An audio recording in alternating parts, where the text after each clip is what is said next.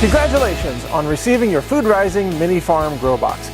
My name is Mike Adams, the Health Ranger. I'm the developer of this particular rendition of this low-tech technology, originally based on the non-circulating hydroponics principles taught by Professor Bernard Kratky at the University of Hawaii. I've updated the Kratky invention with 3D printable parts so you can print your own water level controlling float valve, and you can assemble it using common parts such as a pencil eraser and a paper clip and so on. I've also added the computer-controlled router manufacturing accuracy to the lids of these systems. So now in this video, I'm going to show you how to assemble your mini farm grow box. It's very simple, it's very straightforward. You don't need any special tools. I'll show you how to put it together and how to get it started. So let's get right to it. All right, let's start by identifying all the parts of your system, and then I'll show you how to put them together. First, you have a lid. Now your lid might have 6 holes, it might have 9, it might have 4. Depends on what you ordered or what was donated to your school. This is the same system that we sell and donate out. So it's an identical system whether you bought it or whether you got it donated to you as part of our donation effort to help teach children how to grow their own food. So this is the lid. The lid, by the way, is made out of HDPE. That's high density polyethylene. And it is made in America. We buy it from the Buckhorn Company. You can actually see their name on the lid. And then we use a computer-controlled system, what's called a CNC router, to do precision cuts of these holes so they match the sizes of the net pots that are used to hold the plants that you're growing in this system. So let's set the lid aside and show you what else is inside the system. First, you have your Ultra Clean Super Plant Food. These are the nutrients that your plants need, and these are specially formulated. I did a tremendous amount of research in my lab using elemental analysis. ICP-MS is the instrumentation. It's a mass spec instrument, or inductively coupled plasma mass spectrometry, that can detect heavy metals and elements down to parts per billion. So I designed this to be extremely low in toxic elements such as lead, cadmium, arsenic, mercury, and high in trace elements that are necessary for supporting healthy biology, which includes zinc and selenium, magnesium. Obviously there's calcium and magnesium over here, very pure. So these are the nutrients that you will use to feed your plants, and then your plants have the nutrients that can feed you. And so ultimately these nutrients end up in your body and become part of your body, right, when you eat the plants that are grown with these nutrients. That's why it's so important that these are very, very clean, very pure. So set those aside. You should have, by the way, one bag of each. Right now this one says lettuce formula, but we obviously have different formulas available. We have a strawberry formula and tomatoes and peppers and herbs and so on. So depending on what you are ordering, that's what you're going to get. But lettuce is the most common, and lettuce is the easiest to grow. So if you're just starting out, I encourage you to start with lettuce. Now, you're going to have net pots. These are what hold your plants. And the plant roots come out through these net pots and extend into the water to grab the nutrients. And I'm going to show you an example of that. Here are some lettuce plants that I have grown using this system. And as you can see, the roots are really fabulous. Let me see if I can get another light on these. These roots are incredibly healthy. Actually, here, pull this out and show you. That's what the roots look like. Incredibly healthy. And the net pot is designed just to allow the plant to sprout and to hold it while it actually grabs the air and the water and the nutrients that it needs to feed itself. Okay, so you're going to have 6 of these net pots with this particular system because it's a 6-hole lid. Obviously, if you have a 9-hole lid, you're going to have 9 net pots that come with the system. The number of net pots and the size of the net pots will match the system. Obviously, these go right in the holes like this, and they fit in perfectly because, again, it's a computer-controlled CNC router that makes these cuts. All right, let's move on and identify more parts of the system. This is a commercial float valve. This one's made by the Carrick Valve Company, and this is an aquarium float, an automatic water leveling float valve that allows water to come in, but then cuts it off once the water reaches a certain height. Now we include this because it's very, very reliable and it doesn't leak. So if you want the most reliability, you can install this float valve, and it works great. However, it has complex parts. In other words, it has a metal nut, it has a metal retaining pin, and it has this plastic part which I think contains bisphenol A or BPA. And a lot of people don't want to have to rely on parts that come from China, for example, that are shipped across the ocean, especially when we have so many problems with the ports being shut down. Some people don't want BPA in the plastic. Some people want to be able to make their own, to be more self-reliant. So that's why I designed these parts that are shipped in addition to this float valve. You're also getting a second float valve that's made from 3D printed parts. And I'll explain how that works in just a minute. But in this separate bag, you should have 10 different parts. Let me go through them to explain what these parts are. Some of the parts are very small, so obviously there is a choking hazard. If you're around very small children, be mindful of that, keep safety in mind. But let's go over what these parts are. This is the float adapter. This is a 3D printed part. It's printed using what's called additive manufacturing. 3D printers are robots. They're manufacturing robots, and I printed this myself on my 3D printing farm in Texas. And I designed this part as well. The geometry has a very specific purpose, and I'll show you how that works. But this is called the float adapter. The function of this part is to fit over the lid of the vitamin bottle, which is the actual float of the system. This is made out of HDPE also, high density polyethylene. The float adapter simply attaches right onto the lid.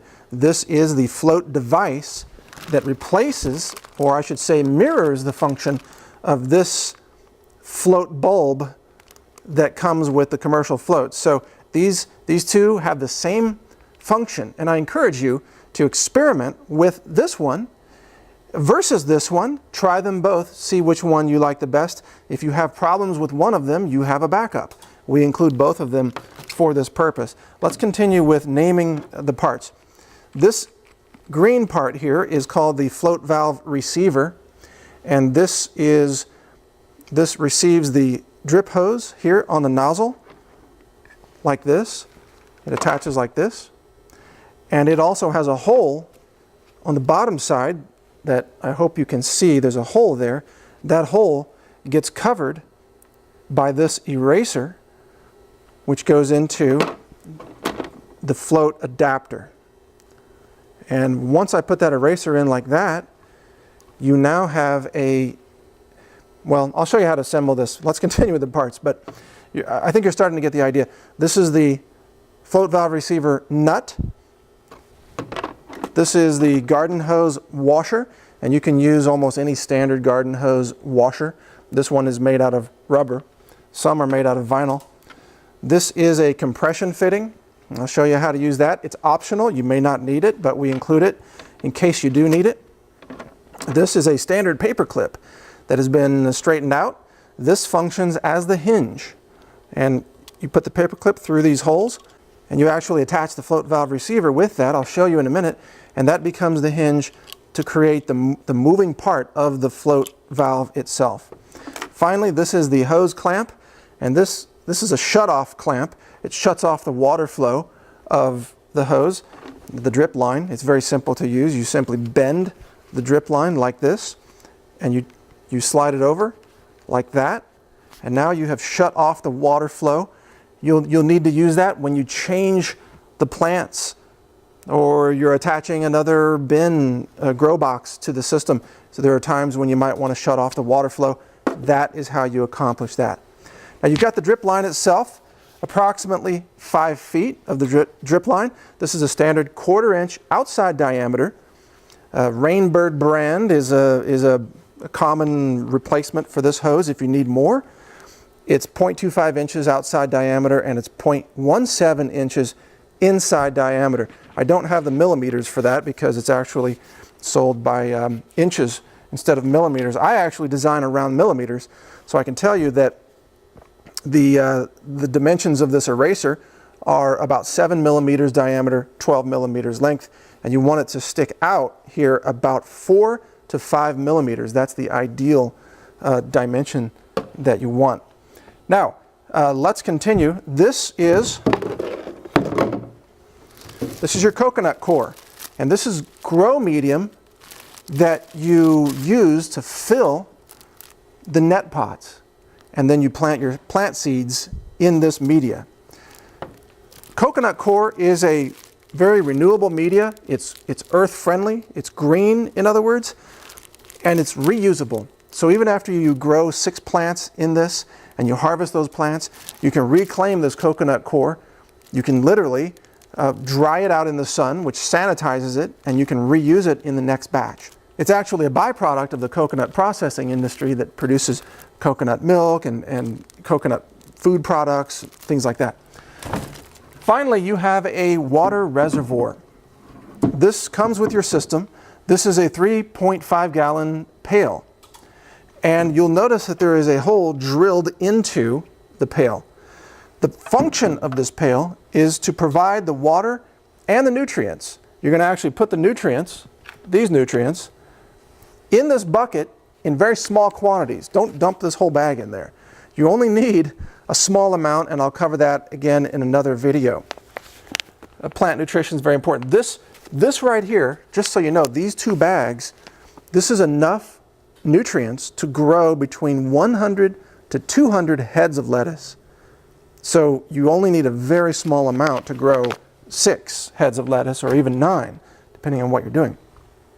So the water reservoir must be placed higher than the level of the hole in your grow box bin. Now this is the primary bin, and let me show you where the hole is located. You will notice that there is a hole of 15 millimeters diameter. There, maybe you can see it better. 15 millimeter diameter hole drilled right here. And this hole is designed to hold the float valve, and it fits both the commercial float valve as well as the 3D printed float valve. They are both interchangeable in the same hole. So those are the parts. Just to review very quickly, you've got the bin itself, you've got the lid, you've got the reservoir. There's a lid for the reservoir as well. You have the plant nutrients, the coconut core, the net pots, the commercial float valve, the 3D printed float valve with its accompanying parts, and you have about 5 feet of drip line. Using these parts, we are going to now assemble a system that can grow food without using any electricity whatsoever. And it's a system that you can print parts yourself by downloading the 3D printable parts from foodrising.org and assembling them into your own float valve. So if you want to expand the system, you don't really need to go buy more of these. You don't even need to buy more of these in particular. You can use other containers. You can use other buckets. You may want to use a larger reservoir. You can print your own parts. And the additional parts that are needed for this are designed around commonly available items such as a pencil eraser, a paper clip, a garden hose washer, and a vitamin bottle. So they're very easy to find and print out yourself if you have a 3D printer, and then make your own systems and grow your own food very inexpensively. Obviously, if you want to purchase them already made, you can buy them from us at supplysource.com, and we send you exactly what you see here. So let's get started on how to assemble this system. All right, to start with the assembly of this, let's start by putting the drip line into the water reservoir bucket. To do this, you want to cut this at an angle, and I like these kind of cutters, but you can also use a pair of scissors. You want to actually cut this at an angle, not a straight cut. And I don't know if you can see this very well. Let me see if I can show you. You want this cut to be at an angle, right? So it's easy to put through the hole here because it's a pretty tight fit by design.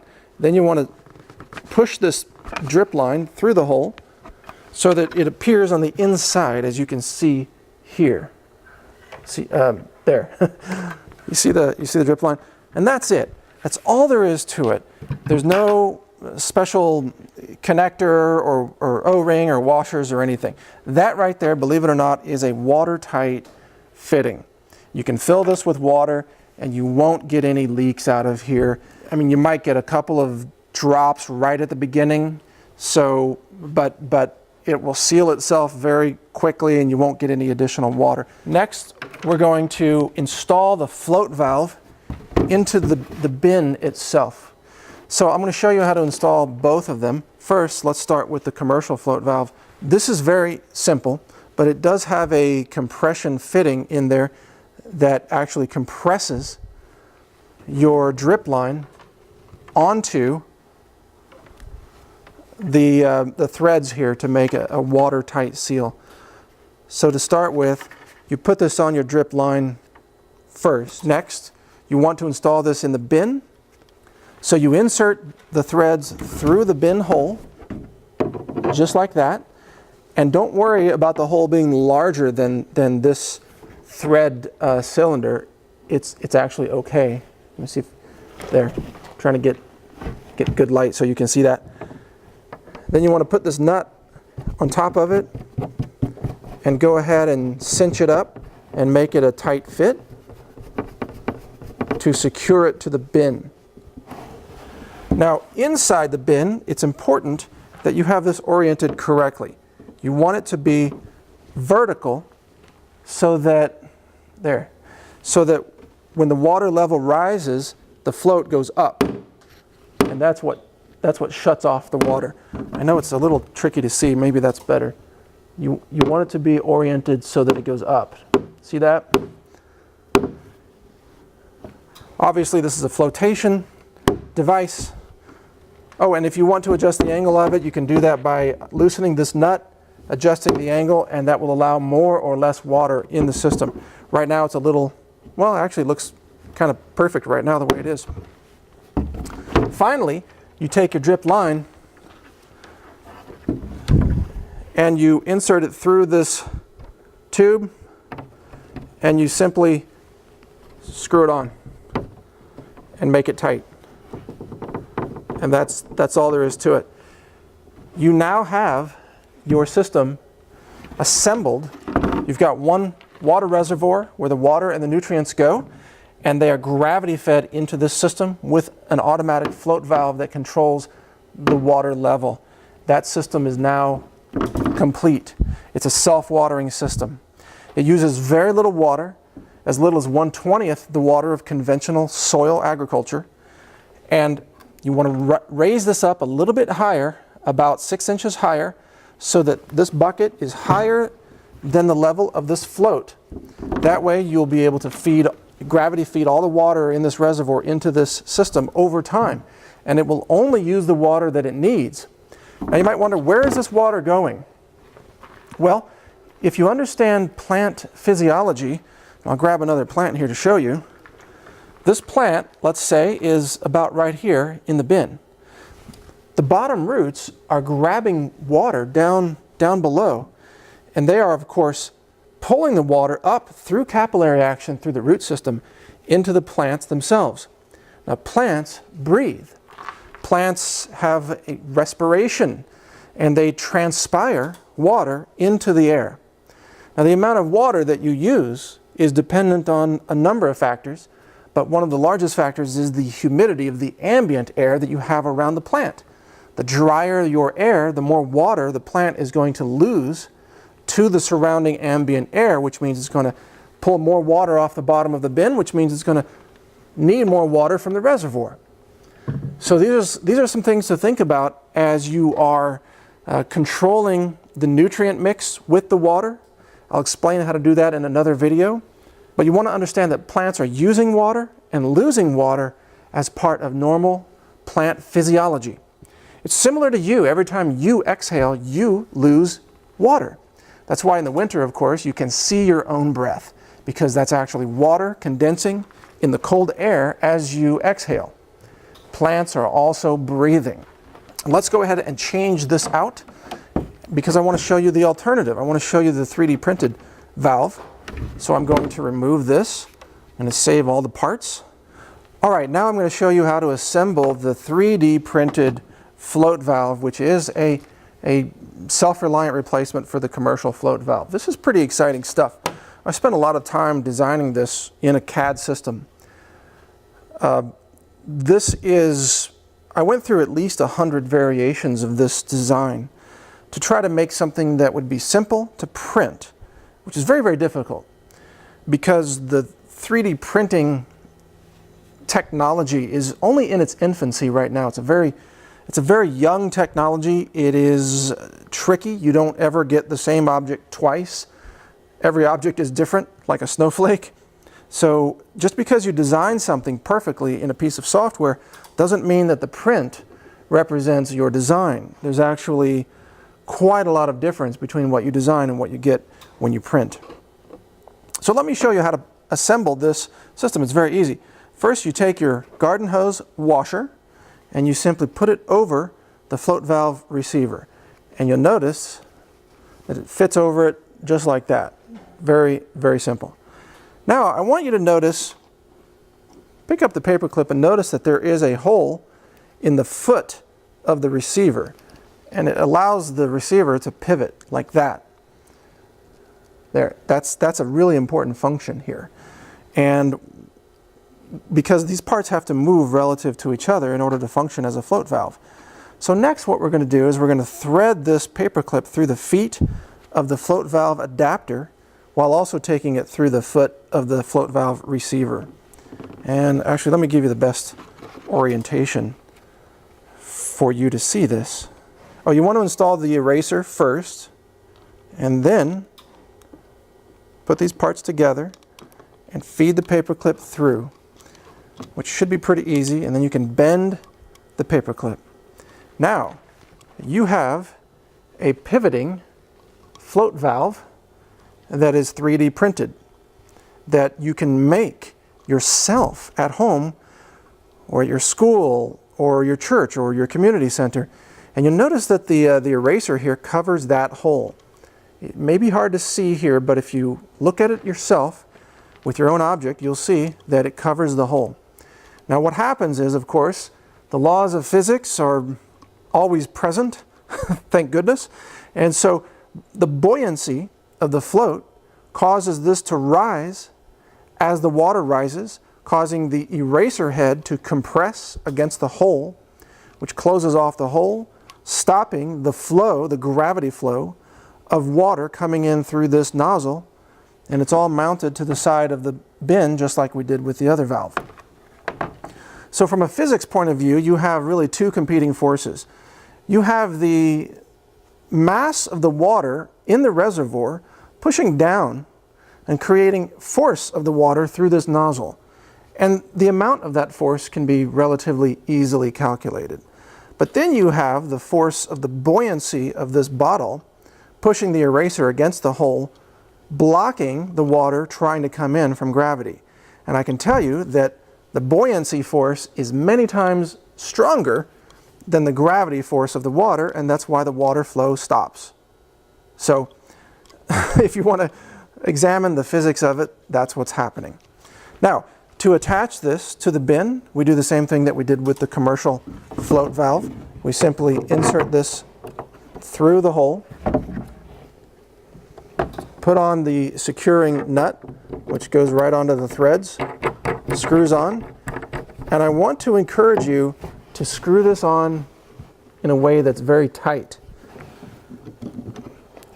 At the same time, you need to pay attention to the orientation of the float inside the bin, just like we did before. We want this float to be mounted in a vertical format, so it's going up when the water level rises. Obviously, if you have this orientation incorrect, it's not going to work. So you have to make sure that it moves up, the eraser blocks the hole when the water level gets higher. There's also a rubber washer here that needs to be compressed against the wall fairly tightly in order to stop the leaks. Otherwise, you may get a slow leak, a few drips here and there. So I do want to encourage you, do not install this system over something that could be damaged by water, such as a nice hardwood floor, for example. This is a working greenhouse type of system. So there's going to be water. You might get water from plant roots. You might get some drips. You might get who knows, maybe your cat chews on the line and then you get, water coming out of the lines. Or maybe you have mice that do that.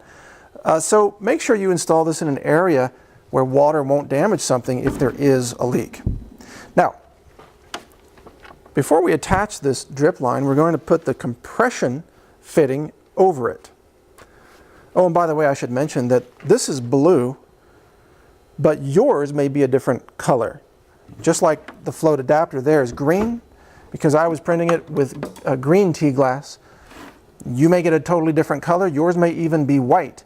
So don't think that the color that you get is going to match the colors here. They could be totally different. So now it's really simple. We attach this just by pushing on it, and you may have to push quite hard in order to get this. You want it to go all the way on. You should see it bulging a little bit around the nozzle, and that shows you've got a tight fit. If you want to make an even tighter fit, you can push this compression fitting on it, which may be very difficult to do.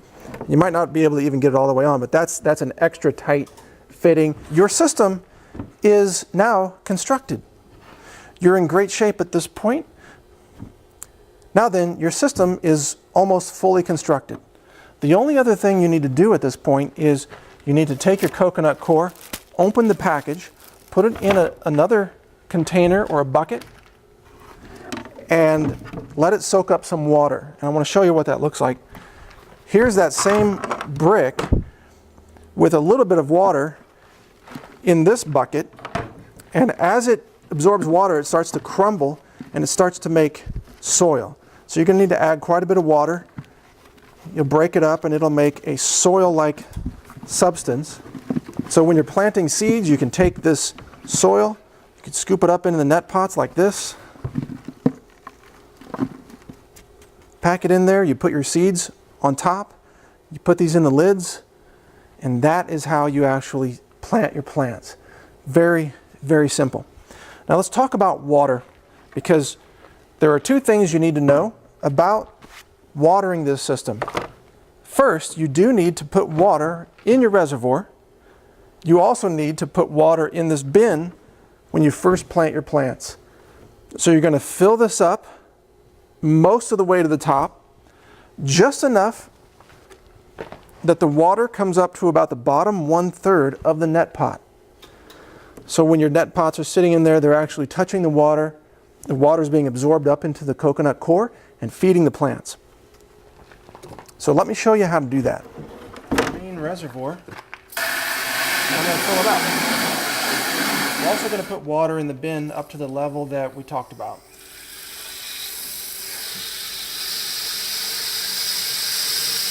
All right, this is about the right level of water in the bin. Move this out of the way.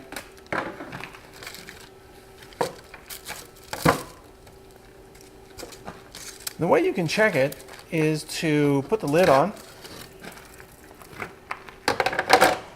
Go ahead and put a net pot in and make sure that you can see some water in the bottom of the net pot, which in this case you can. It's coming up to about right here. So that's exactly what we want. So when you fill these with coconut core and you put your plants in them, the plants are going to be able to get just enough water, but not too much, not so much that they're drowning. And this is the one that we actually put the coconut core in, and we put that there. It's going to get nice and moist and support the sprouting of the plant seeds. Now, I can't show you the other side of this, but you may get some dripping off the other side. it's not uncommon because of the experimental nature of 3D printing. Not every print is 100% watertight. There can be a slow drip that can form when your water level is really high like this. Even though the float valve is covering the hole, there can be some water that seeps through the layers, the actual layers of the 3D object, and slowly comes out the other side. There are a couple of ways that you can deal with that. One is you can use some common thread tape, and you simply cover the threads of the float valve receiver with thread tape before you install it, or you can do it afterwards, like now, if you experience some dripping. You can also, sometimes the float valve itself, let me show you this one, sometimes the nozzle did not print perfectly, and you may need to clean up the edges of the nozzle, the small part here.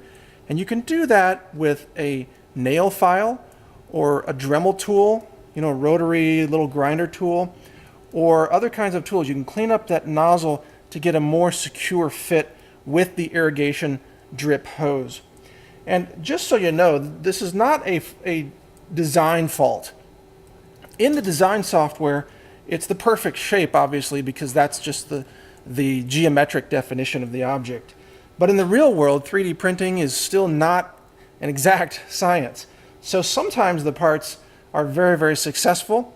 Other times they may not function perfectly until you do a little bit of alteration or smoothing of the object itself. And that's why we include the commercial float valve as well as the experimental 3D printed float valve, so that you can try both. You can use whichever one you want. And if you want to, you can also print these objects out yourself to see if you can print them more successfully than we could. I can tell you the best filament to use for this is called T-Glass Polar White, and it has the best properties. It looks just like this. For many of these parts, for example, the float valve adapter, T-Glass green or blue or clear is very functional, works perfectly. But for the receiver piece itself, I strongly recommend that you print with T-Glass Polar White filament, which you can find at supplysource.com. And Tom and I co-developed this specifically for this application, to make watertight parts that could print very easily at very low temperatures, that could come off of the print surface reliably, that did not have the warping, cracking, and fracturing of ABS filaments, and yet had very, very strong printed strength after the print is finished. In fact, these nozzles are very difficult to snap off, and you can't break this part even if you try. You could probably, you could cut it. I'm not going to ruin this part. You could cut it if you wanted to, but it's very, very hard to break with your bare hands, even if you're strong. So that's a perfect kind of filament. And the best part is that this filament, you can make it yourself with a filament extruder, and you can use up to 12% recycled water bottles and plastic milk jugs made out of PET polymers. And that way you can turn landfill into actual parts to grow food. Now, I'm going to show you this example again of this lettuce, and here comes the water. But if you do this correctly, then you're going to get these results that look like this, and it's gorgeous. In fact, you may have noticed that if you go to a grocery store, you're not going to get lettuce that looks this fresh, because this is alive. It's not damaged. It doesn't look like it was run over by a truck on the way to your shopping cart. It's beautiful lettuce. It's nutrient dense. If you were to take a leaf of this and analyze it in a mass spec laboratory, as I do, you would find that it has much, much higher levels of zinc and selenium, magnesium, iron, trace minerals like molybdenum, for example. You'd find that the levels are much higher in this lettuce than in store-bought lettuce or even most organic lettuce products that you could buy anywhere. This is quite literally the most nutritious food that you can grow yourself, because of the nutrient mix that we have right here in this bag. Remember, these nutrients go into the plants. The plants turn nutrients into bioavailable minerals for human consumption. A lot of people think that you need calcium in your diet, but they're consuming products that are made with calcium carbonate, which is really just ground up limestone. that's an inorganic form of calcium, and I believe that that's actually harmful to your body. I think that calcium in plant form is what your body needs, not calcium from rocks.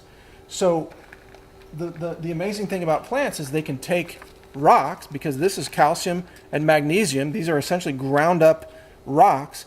The plants can turn the rocks into bioavailable mineral nutrition for the human body that is incredibly healing. Calcium and magnesium are two crucial macro minerals that your body needs. Just for your heart to beat, you need calcium and magnesium. For your muscles to work, for your brain to work, you need calcium and magnesium. So these plants are providing the bioavailable organic form minerals, or elements you might say, that your body needs to function every second of every day. And if you don't get these nutrients from a healthy source, you begin to suffer symptoms and you begin to have health consequences, or your health begins to decline. You may have suppressed immune function, or suppressed brain function, or suppressed liver function. There are many, many things that can go wrong with your body if you don't have the right nutrients. And because most people today are eating foods that are made from processed, nutrient-depleted foods instead of nutrient-rich foods like this, people are nutrient deficient. Even though they're getting plenty of calories, processed calories, sugars and starches, and processed oils, they are not getting the trace minerals and even the macro minerals that they need in the form that their body needs. So when you grow this kind of food and you eat this kind of food, you're not just giving yourself food.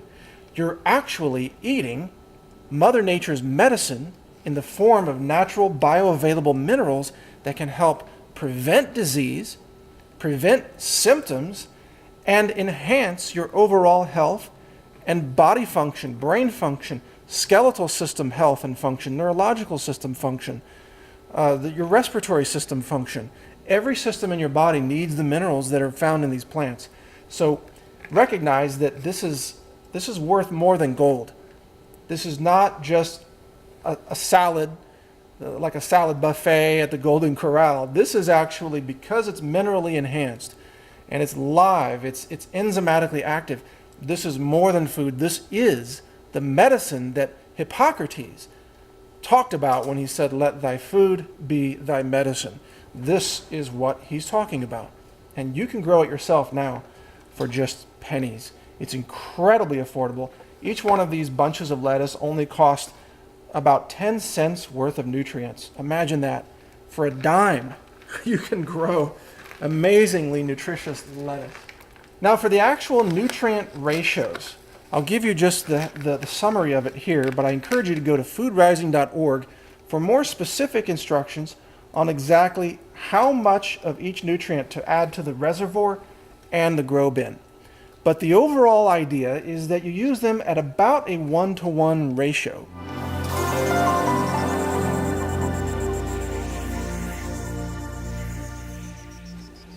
To better understand the nutrient composition of your water, I encourage you to get one of these.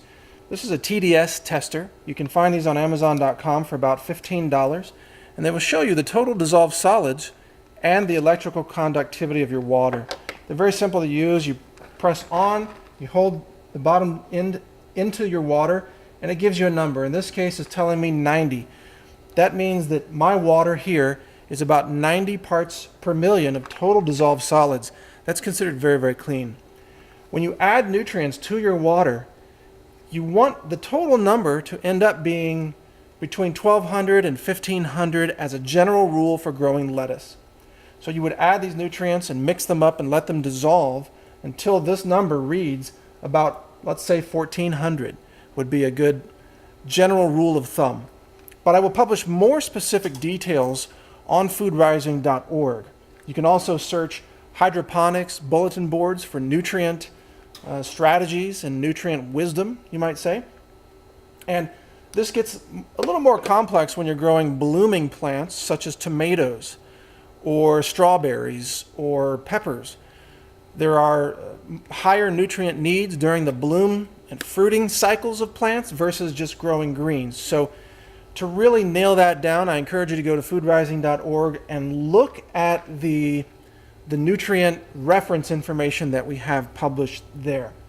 But for growing lettuce, it's super easy. You can use about 1-to-1, aim for about 1,200 to 1,500 parts per million in your water. Now, keep in mind that the cleaner your water source to begin with, the better results you're going to have. You might also want to have a pH test strip and test the pH of your water. If your water is too alkaline, for example, if it has a pH of about, let's say 7.6 or higher, like 8.0 or even 8.5, you need to bring that pH level down. And the best way to do that is to add white vinegar to the water. You should aim for a pH of definitely under 7.5. So a pH of 7.2 would be great for this system. If your water is too acidic, let's say the pH is too low, which means more acidic. If it's 6.5, which is kind of unusual, but you can get that, then you want to bring it up. And the way you do that is with baking soda to make it more alkaline, get it back into the range of 7.0 to 7.5, for example, is a great range for most plants. pH affinity varies among plants. Peppers, for example, like a little bit lower pH. Blueberries, of course, like significantly lower pH, more acidic. But for lettuce plants, anything in the range of 7.0 to 7.5 or even 7.6, 7.7 is going to be just fine for the lettuce plants. You'll be able to get delicious, nutritious lettuce with almost no effort. So that is how you get it done. Enjoy growing with the Food Rising Mini Farm Grow System. All right, that's how you put the system together. And if you follow those instructions, you'll be growing your own food in no time. It's amazing how easy it is to use this system and how quickly it begins producing highly nutritious food that you can enjoy on a daily basis. But a couple of tips I'd like to leave you with in wrapping this up. Number one, for the plant nutrients, the plant food, I want you to look for the instructions on foodrising.org. They give you more detailed instructions that show you exactly how much nutrient mix to add to every gallon of water in your reservoir. It also gives you more details about using nutrients for blooming plants such as tomatoes and strawberries and so on. Obviously, you also want to use the right nutrient mix, the plant food, that matches your plants. There's a lettuce mix that we offer at supplysource.com. There's also a tomato mix. There is a plant food that specializes in herbs and peppers. And there's a calcium magnesium formula there that all the plants need. So make sure that you match your plants to get the best results. Also, make sure you have really high quality water going into this system.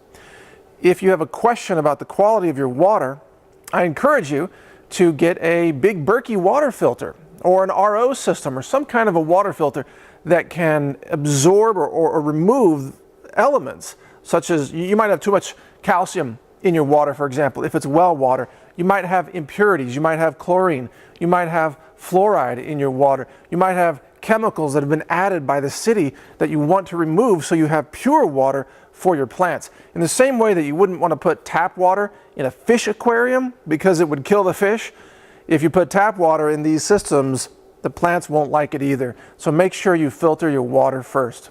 Also, we will be updating this system. We've got other additions and adaptations and new 3D printable parts coming out all year long. So you can find those at foodrising.org. Simply go to the website. Every new part that I create using the CAD system, the 3D design, I'll be posting for free. So all you got to do is go there, download the part, get your own 3D printer, or go together with a group of friends, or maybe your school might have a 3D printer. Use the T-glass filament to get the best printing results. If you need the filament, you can purchase it at supplysource.com. And we've also developed a special filament for this purpose. It's called T-glass Polar White, and it is extremely strong and very watertight. You can find that at supplysource.com also. But remember, you don't have to 3D print any parts to use this system. You can buy the automatic float valve on Amazon.com or other retailers. You can use those. You don't have to have a 3D printer to make this work. But you do need a float valve in order to have the self-watering feature, in order to support what's called the bottom feeding irrigation configuration of this system. So you do need a float valve. If you don't have a float valve, it's a hassle because you have to add water manually every day and try to keep it at the same level. That doesn't work. And that's why I don't like to use that system. I like to use the automatic float valve, which is what all of my systems are designed around, and that's why they work so well. That's why I'm able to grow all this food with almost no effort, even though I spend virtually zero time with these plants. Once I plant them and I put the water and the nutrients in the reservoir, Mother Nature takes over and it just produces amazing food, amazing medicine, high nutrient density, plant-based medicine and food for almost no cost. And that is a real revolution. That's the breakthrough that this system now gives you. So please enjoy the system. If you have any difficulties whatsoever, you can contact our support at supplysource.com. We'd love to have your feedback. And finally, one more thing I'd like to offer you.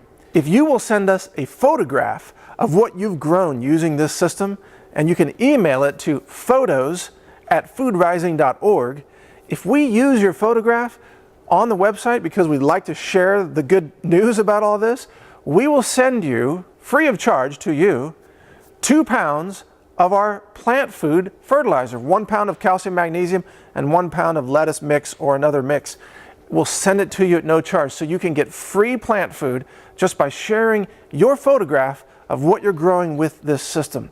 So when you send us the photo, again, the email address is photos, P-H-O-T-O-S, @foodrising.org.